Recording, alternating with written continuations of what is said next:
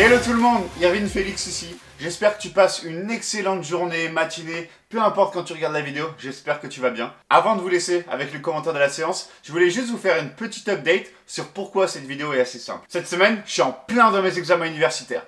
Les derniers de ma vie. Yes! Et du coup, je suis dans un rush pas possible, mais c'est pas une excuse pour ne pas faire de vidéo. Du coup, j'ai décidé de revenir aux bases des bases de ma chaîne, un commentaire en live de ma séance. Et pour commencer, je vous promets que la vidéo de la semaine prochaine, ça va être un banger! Donc abonne-toi à la chaîne si t'es nouveau ici. On est en route pour atteindre 1000 abonnés cette année sur la chaîne YouTube. Et avec du travail et grâce à ton aide, je sais que c'est possible. Donc, bienvenue dans le crew. Lâche un like sur cette vidéo si tu te sens généreux. Bon, assez parlé, je vous laisse avec le workout. Enjoy! Bienvenue sur le commentaire de ma séance pec dos lourde, qui est ma première séance de la semaine. Vu que j'en ai deux, j'ai décidé sur mon programme actuel d'en faire une qui est plus lourde, celle-ci donc, avec moins de répétitions et des charges qui sont plus lourdes, et une plus tard dans la semaine qui est plus légère. Ça permet à mon corps de garder l'habitude de soulever du lourd pendant ma sèche, et au final de maintenir ma force pendant que mon poids du corps descend. Et ça, c'est un bon proxy pour te dire que tu réussis à maintenir ta masse musculaire et que tu réussis à perdre un peu plus de gras. Bref, on commence avec un grand classique, un intemporel, le développé couché aux haltères. 4 séries de 10 à 12 reps. Je ferais bien un peu moins de reps pour soulever un peu plus lourd, vu que c'est le but de ma séance, mais les haltères de ma salle s'arrêtent à 40 kg seulement, donc c'est difficile d'aller plus loin, du coup, un peu plus de reps ici. L'idée, ça va être de bomber tes pecs pendant le mouvement, tout comme sur le développé à la barre, et tu vas venir faire ton mouvement jusqu'à ce que tes coudes soient à peu près au même niveau que ton banc. Ça va te permettre d'avoir une amplitude maximale et en fait d'optimiser ton mouvement. Après avoir fait un premier mouvement polyarticulaire, je passe donc à une machine d'isolation pour les pecs, qui est la presse large. J'aime beaucoup les sensations sur cette machine.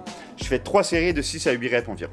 Ici, tu minimises ton leg drive et donc tu vas pouvoir plus faire travailler tes pecs, surtout que la machine part sur une prise large et finit au centre de ta poitrine et un peu plus serrée, ce qui colle parfaitement bien avec le mouvement de contraction des pecs que tu peux retrouver sur les poulies par exemple. Premier mouvement lourd sur le dos maintenant, le pendlay row. Honnêtement, un de mes exos préférés pour le dos en termes de contraction, de sensation et de résultats. En gros, tu mets ton dos parallèle au sol, la barre elle part aussi du sol et tu la lèves jusqu'à ta poitrine en utilisant tes dorsaux. Ensuite, tu la reposes pour faire tes reps. Je préfère ça au rowing bar traditionnel parce que ton amplitude de mouvement elle est plus grande vu que tu vas poser ta barre sur le sol et la remonter jusqu'à ta poitrine. Tes dorsaux sont bien plus activés vu que tu es parallèle au sol et parce que ça vient aussi travailler ton bas du dos dans une moindre mesure et aussi parce que je trouve que cet exo se transmet très bien sur d'autres exos comme le soulevé de terre ou les tirages verticaux notamment. Quatrième exo, développer incliné à la barre. Beaucoup de gens ont du mal à développer la partie haute de leur pec, ce qu'on appelle l'upper chest, et c'est important d'avoir au moins un exercice par séance pour cette partie de ton muscle. Du coup, développer incliné à la barre, 3 séries de 6 à 8 reps, et honnêtement, je sais que je suis pas bon sur ce mouvement, je sais pas, j'arrive pas à bien charger la barre par rapport à mon développé couché normal, mais les sensations sont assez bonnes, du coup je continue à faire le mouvement, et SO towards pour cet exo. Deuxième exo dos maintenant, et c'est celui où je suis le plus fort selon moi, le rowing unilatéral à la machine. 3 séries de 4 à 6 reps, et il faut que tu utilises le moins d'élan possible pour bien engager tes dorsaux et sentir la contraction. Quand je fais des séries plus longues, j'essaye de faire une pause d'environ 1 à 2 secondes en fin de mouvement pour accentuer la tension, mais pas sur mes séances lourdes. Ici, 100 kg de chaque côté, plutôt fier de la performance étant donné la sèche.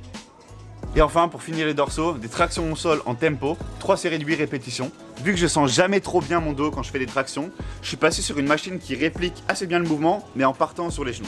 Ça me permet de bien mieux contrôler mon mouvement et de faire du tempo, histoire de bien sentir la contraction volontaire et la connexion cerveau-muscle.